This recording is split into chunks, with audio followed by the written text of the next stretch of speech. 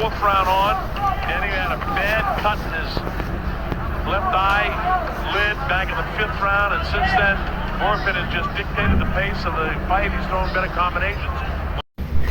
ขอบคุณผู้สนับสนุนช่อง @24py ต้องมีแอดนำหน้าด้วยนะครับ Was, and hopefully someday will be again.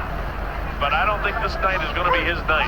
But right now he's showing a bit of urgency right now. He's coming out and he's showing that he's desperate, but he has to let his hands fly. It's the last round. And instead he walks right into a left hand, a straight left hand. Remember, that's the power shot to the southpaw.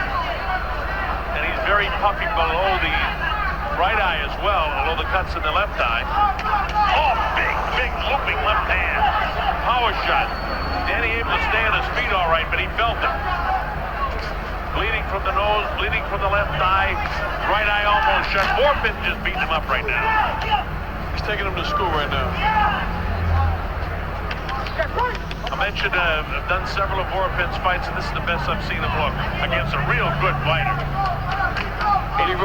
Go ahead, buddy. No, I'm sorry, Colonel. He rose to the occasion. I apologize.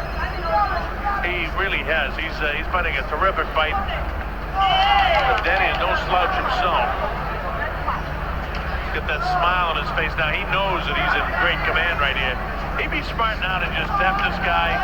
It's not his nature, though. It's not the nature of a fighter to do that. They all want to finish strong, but he's got this fight won. And there's no sense of getting caught by a wild shot by Romero right now. Just a little over a minute to go, and he's got himself a victory, which will lead to a shot at the probably 118-pound title shot for him.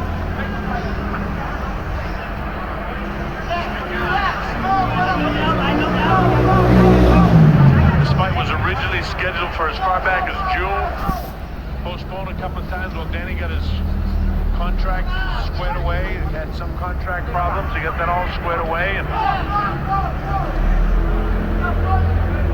Vorpin has taken him to school in the later rounds of this fight, especially since the cut occurred in the fifth round.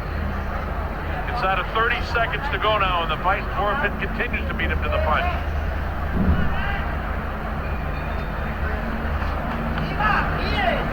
And again, I reiterate, a terrific job by both corners to keep these guys in the fight and let them do what they do.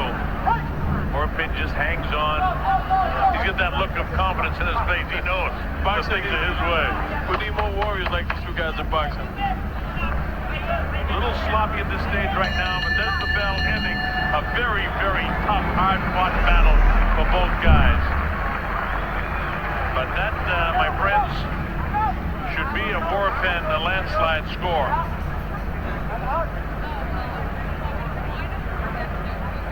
I've got it 98-92. Remember, the judges are Julie Letterman, Ron McNair, and Sid Rubenstein, all from New York. They'll do the official scoring, and we'll have it for you as soon as Jimmy Lennon has it. Here's the end of the fight, buddy. Very good boxing by Vorpin. He knows he has the fight won. Good straight left hand right down the pipe. Danny Romero's walking straight in with no regard for Vorpin's punching power.